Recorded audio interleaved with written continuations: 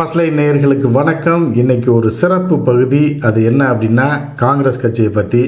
நீங்கள் தமிழில் பார்த்தோன்னே யோசிச்சுருப்பீங்க, என்னடா புரட்சி போராளியா, அதுவும் காங்கிரஸ் கட்சியில் யார் அப்படின்னு யோசிச்சுருப்பீங்க.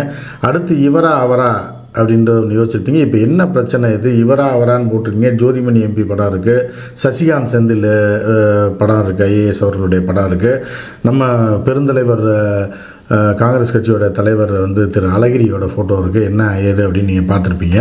அப்போது சில விஷயங்கள் உங்களுக்கு லைட்டாக புரிஞ்சிருக்கும். என்னென்னா, அடுத்த காங்கிரஸ் கட்சியோட தமிழ்நாடு காங்கிரஸ் கமிட்டியோட தலைவர் யார் அப்படின்னு முடிவு பண்ண போகிறாங்க அப்படின்ற மாதிரி சில பேர் புரிஞ்சிருப்பீங்க.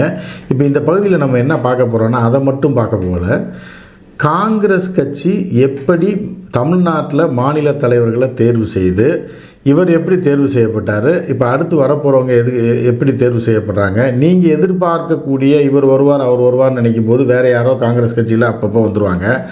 ஏன் அப்படி நடக்குது, மக்கள் எதிர்பார்ப்பை தாண்டி டெல்லி காங்கிரஸ் ஏன் அப்படி முடிவு பண்ணுது, இந்த 4 வருடங்களாக தலைவராக இருந்தவர் என்ன செஞ்சார், இப்படிலாம் பற்றி பேச போகிறோம். முதல்ல இந்த நம்ம புரட்சியாளர் யார் அப்படின்றத பார்த்துருவோம். நீங்கள் சும்மா நான் ஏதோ ஒரு இது சொல்கிறேன்லாம் நீங்கள் நினைக்க வேண்டாம். ராகுல் காந்தி ஒரு மாதத்துக்கு முன்னாடி பார்த்தீங்க அப்படின்னா, அவர் மீது மோடி என்பவர் வழக்கு போட்டு குஜராத் கோர்ட்டில், அது எல்லாமே உங்களுக்கு தெரியும், அவரோட பதவி போச்சு. அவரை இப்போ நாடாளுமன்றத்துக்கே வரவிடாமல் பண்ணிட்டாங்க. இன்னும் 2 வருட தண்டனை அந்த வழக்கு உச்சநீதிமன்றத்தில் நிலுவையில் இருக்குது அப்படின்றதும் நீங்கள் பேப்பரில் படிச்சிருப்பீங்க, பார்த்துருப்பீங்க, நம்மளே பேசியிருக்கோம். அப்போ இந்த வழக்கு விசாரணைக்கு வருது அடுத்த வாரம். அது ஒரு பக்கம். அந்த வழக்கில் ராகுல் தோதுட்டார் அப்படின்னா 2 வருஷம் ஜெயிலுக்கு போகணும். அடுத்து 7 வருஷத்துக்கு அவர் எம்பியாக ஆகவே முடியாது. தேர்தலில் எந்த தேர்தலையும் போட்டி போட முடியாது. இது ஒரு பக்கம் இருக்கட்டும், இதை நம்ம அடுத்து வருவோம். இப்போ நம்ம புரட்சி போராளி இருக்கார் இல்லையா, யார் அப்படின்னு பார்த்தீங்கன்னா நம்மளுடைய அழகிரி. ஏன் அப்படி சொல்கிறோம் அப்படின்னு பார்த்தீங்கன்னா, நீங்கள் சைனாவில் புரட்சி நடந்தது, மாவோ புரட்சி அப்படின்வாங்க, மாவோயிஸ்ட்டுன்னு கூட சொல்லுவாங்களே. அப்போ இங்கே எல்லாம் நம்ம சில குரூப்லாம் இருக்காங்களே இந்தியாவில். அது மாதிரி இந்த மாவோ புரட்சி எப்படி அப்படின்னு பார்த்தீங்கன்னா, அந்த காலகட்டத்தில் சைனாவில் பூராமே மன்னராட்சி, அங்கங்கே மன்னராட்சி, ரொம்ப கொடுமைகள், மக்களுக்கு எந்த வித சுதந்திரமும் இல்லை, அப்படி இல்லைன்னு நொந்து போய் நூலாகி போய் சாப்பாட்டுக்கு வழி இல்லாமல் பஞ்சம் பசி பட்டினி அப்படின்னு போயிட்டு இருக்கும்போது தான் மாவோ எந்திரிச்சு அப்படி நடந்து போகிறாரு. அப்படியே கொஞ்சம் பேராக பின்னாடி போகிறாங்க. அது மிகப்பெரிய ஒரு புரட்சியாக சொல்லுவாங்க உலகத்தில். அப்போ போக போக மக்களை அடித்து நொறுக்கி அந்தந்த மன்னர்களை அடித்து துரத்தி விட்டு அந்த ராஜ்யத்தை கைப்பற்றாங்க. அது ஒட்டுமொத்தமாக ஒரு கம்யூனிஸ்ட் ஆட்சிக்கு வித்துட்டது அப்படின்னு சொல்லலாம். அந்த மாதிரி புரட்சி இருக்குது. அதே மாதிரி சேகுவாரா, அவர் எங்கேயோ பிறந்தவர், அர்ஜென்டினாவில் பிறந்து எங்கேயோ போய் யார் நாட்டுக்கு சுதந்திரத்துக்கோ போராடினவர், அவர் ஒரு போராளி அப்படின்னு சொல்லுவாங்க. அதே மாதிரி இவர்களெல்லாம் ஆயிரக்கணக்கான லட்சக்கணக்கான மக்களை திரட்டி போராட்டம் பண்ணியிருக்காங்க, அரசை மிரட்டியிருக்காங்க. ஆனால் அந்த காலத்தில் நம்ம அழகிரி ஐயா இருக்கார் இல்லையா, அவர் 4 பேரை வச்சு மத்திய அரசு மிரட்டினவர். அது உங்களுக்கு தெரியும். 4 பேரை வச்சு ரயில் மறியல் பண்ணார். அதில் ரிப்போர்ட்டர் ஒரு 10 பேர் இருந்திருப்பான்.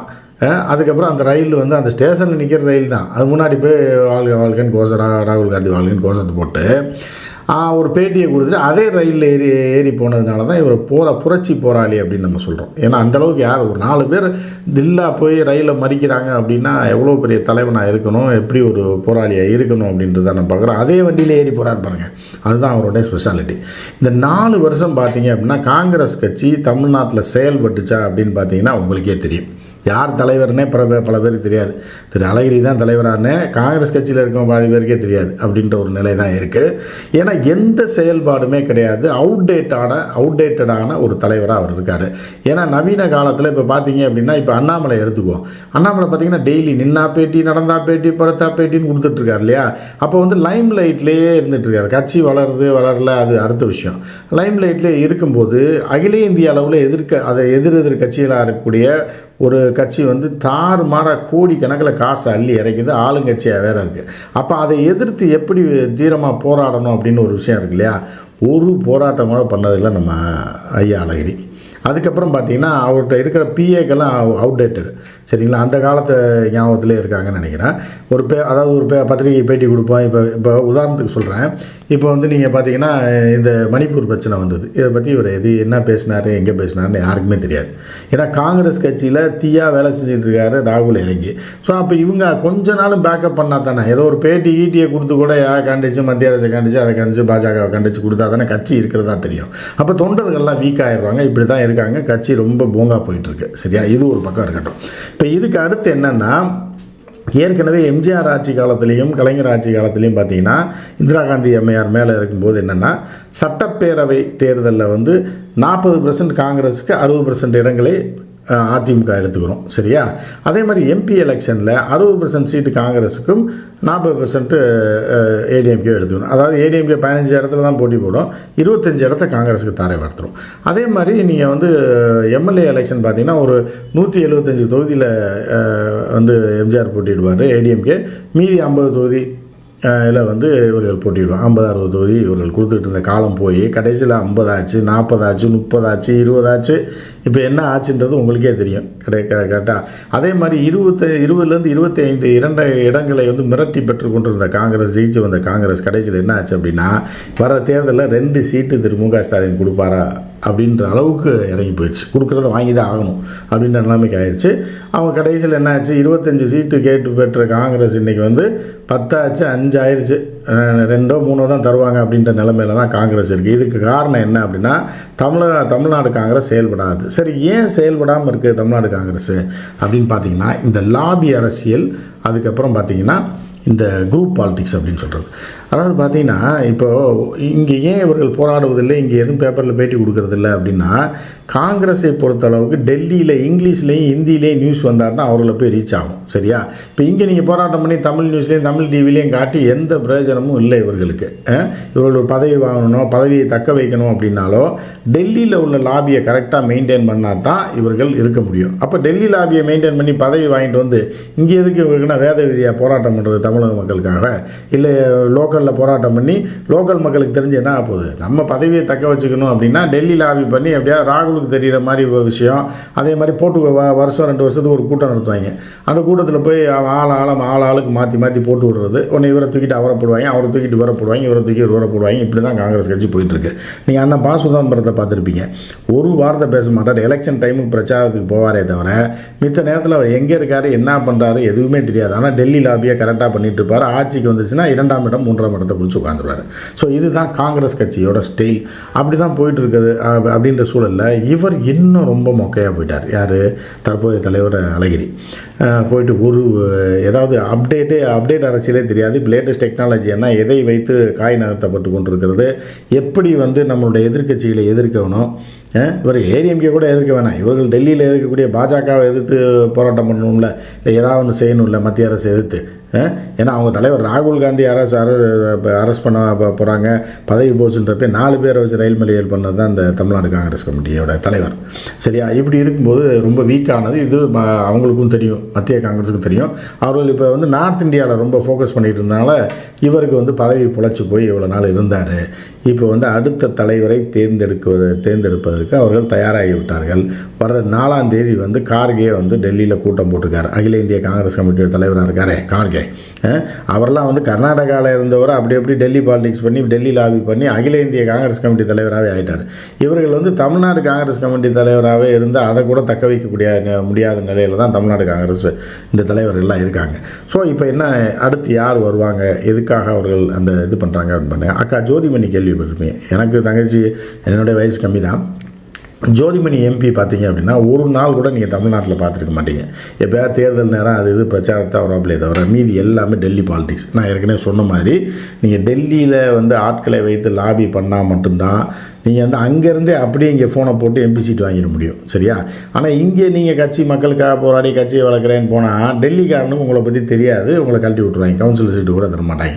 ஸோ இதுதான் காங்கிரஸ் கட்சியோட நிலையாக இருக்கிறதுனால அதை தெளிவாக புரிந்து கொண்ட ஜோதிமணி அவர்கள் டெல்லி இப்போ நீங்கள் டெல்லியில் பார்த்தீங்கன்னா கேஸ் சிலிண்டர் போராட்டத்துக்கு ஜோதிமணி முதல்ல அனுப்பாங்க. பாஜக போராட்டம் பார்த்தீங்கன்னா கையை காலெல்லாம் தூக்கி பிடிச்சி அவங்களை உள்ள தூக்கி போட்டாங்க. ஏன்னா அடுத்த நாள் காலையில், ஏன்னா அங்கே டெல்லியில் என்ன நடக்குதுன்றது அந்த தலைவர்களுக்கு உடனே போகும். ராகுலாக இருந்தாலும் சரி, சோனியாவாக இருந்தாலும் சரி, அவர்களுக்கு உடனே போகும். அப்போ போகும்போது என்ன ஆகுது அப்படின்னா, அடுத்த நாள் பார்த்தீங்கன்னா ஹெட்லைன்ஸ் பேப்பரில், டெல்லி பேப்பரில் போகாமல் ஒரு பெண்ணை தூக்கி கொண்டு போகிறாங்க, ஒரு எம்பியவே கையை காலை பிடிச்சி தூக்கிட்டு போகிறாங்கன்றது அட்டப்படமாக வந்துடும், இல்லை ஃப்ரண்ட் பேஜில் ஃபோட்டோ வந்துடும். அப்போ வந்து எல்லா பார்ப்பவர்களுக்கெல்லாம் யாரா ஜோதிமணி அப்படின்ற மாதிரி தெரியும். உடனே அது மேலிடத்துக்கு ரீச் ஆகும். மேலிடத்தில் அப்படியே ஃபயராக இருந்துக்கிட்டு அங்கே டச்சப் வச்சுட்டு இங்கே வந்து அவர் தலையிட மாட்டார். இன்னொரு விஷயம், ஏன் தலையிட மாட்டார் அப்படின்னா, ஏற்கனவே இருந்த சீனியர் தலைகள்லாம் இருக்குல்ல, இதெல்லாம் ஜோதிமணியை விட்டுருமா? ஏன்னா அவர் ஒரு இளைஞி. அப்போ அவரை வளர விட மாட்டாங்க, அவருக்கு மேலும் மேலும் டார்ச்சர் கொடுத்துட்ருப்பாங்க, அவர் செயல்பட விட மாட்டாங்கன்றனால அந்த அம்மையார் அப்படி டெல்லியிலே இருந்துட்டாங்க. சரியா? அப்போ சசிகாந்த் செந்தில் ஒரு புது கேரக்டர் உள்ளவராக ஐஏஎஸ் ஆஃபீஸர், மிக திறமையானவர், லேட்டஸ்ட் டெக்னாலஜியை பற்றி நல்லா தெரிந்தவர், மிகப்பெரிய அறிவு புத்தி கூர்மை உள்ளவர். இவர் தான் வந்து அங்கே பாஜகவுக்கு ஆப்படித்தது, இங்கே கர்நாடகாவில் இவர் தான் வார் ரூமுடைய தலைவராக இருந்தார் அப்படின்ட்டு. இன்னொரு பக்கம் நம்ம ஐபிஎஸ் அண்ணாமலை உள்ள இறங்கி கலக்கி கடைசியில் பூங்கா போச்சு பாஜக. அப்போ சசிகாந்த் செந்தில் அவர்கள் மீது ஒரு மிகப்பெரிய மரியாதை கட்சி மேலிடத்துக்கு இருக்குது, மக்கள் மத்தியிலும் இருக்குது, அறிவுசார் மக்கள் மத்தியில் இருக்குது. அப்போ வந்து என்ன ஆகுதுன்னா இவருக்கு பேராகுது. இவரை வந்து யாருமே டச் பண்ண முடியாது. இந்த ருபாகூர் அரசியல், டெல்லி அரசியல்லாம் இவர்கிட்ட பண்ண முடியாது. அதனால் என்னென்னா மத்திய காங்கிரஸ் கமிட்டி 2 பிளான் பண்ணியிருக்கு. இதுதான் டெல்லியிலேருந்து வந்த தகவல். என்ன அப்படின்னா விரைவில் அடுத்த மாதமே வந்து ஏற்கனவே ஒரு மாத்திரை தான் விட்டு வச்சுட்டு இருந்தாங்க, யார் அழகிரியை மாற்றுறது. ஏன்னா இப்போ என்னென்னா ஒன்று தமிழ்நாடு காங்கிரஸ் கமிட்டிக்கு ஜோதிமணி தலைவராக வருவதற்கு வாய்ப்பு இருக்குது இல்லையா? அப்படி இல்லை அப்படின்னா சசிகாந்த் செந்தில் தமிழ்நாடு தலைவராக ஆவார். அப்படி இவர்கள் 2 பேரில் யாராவது ஒருத்தர் ஆனால் தான் ஏன்னா இப்போ உள்ள நிலைக்கு பரபரப்பாக அந்த கட்சியை எடுத்துகிட்டு போக முடியும். ஒரு பக்கம் அண்ணாமலை ஊர்வலம் உண்ணாவிரதம் அது இதுன்னு போயிட்டு எதாவது பாத யாத்திரைன்னு 10 பேரை வச்சு போயிட்டுருக்காரு இல்லையா? இப்போ அதை கவுண்டர் பண்ணுறதுக்கு இங்கே இப்போ எதாவது காங்கிரஸ் வாய் திறந்துருக்கா? இது வரைக்கும் திறந்துருக்காது. திமுகவில் யாராவது ஒருத்தர் பேசியிருப்பாங்க, அவ்வளோதான். ஆனால் யாரை எதிர்த்து அரசியல் செய்யணுமோ அவர்களை எதிர்த்து அரசியல் செய்ய முடியாத நிலையில் தான் காங்கிரஸ் இருக்குது. ஏன்னா அதில் தலைவர்கள் அவுடேட்டடாக இருக்கக்கூடியவர்கள் தான் இப்போ தலைமை ஏற்றிருக்கிறதுனால இது எதற்கும் லாயக்கு இல்லாமல் காங்கிரஸ் கழுது தெரிஞ்சு கட்டரும்பா ஏற்கனவே போயிடுச்சு. இனி கடைசி நிலைமையில் இருக்குது. அதை யாராவது மீட்கலை அப்படின்னா காங்கிரஸ் கட்சி ஒட்டு மொத்தமாக முடிஞ்சு போயிடும், தேமுதிக மாதிரி ஆயிரும் அப்படின்ற ஒரு நிலைக்கு போயிடும். ஸோ இந்த 2 பேரில் யாராவது ஒருவரை தலைவராக நியமிக்க காங்கிரஸ் கட்சி முடிவு செஞ்சுருக்கு, அகில இந்திய காங்கிரஸ் கமிட்டி. இதை தொடர்ந்து தான் டெல்லியில் கூட்டம் நடக்குது. காரிய தலைமையில் அவர் இந்த கோஷ்டி தலைவர்களை பூரா கூப்பிடுறாரு, 2-3 நாள் சந்திக்கிறாரு.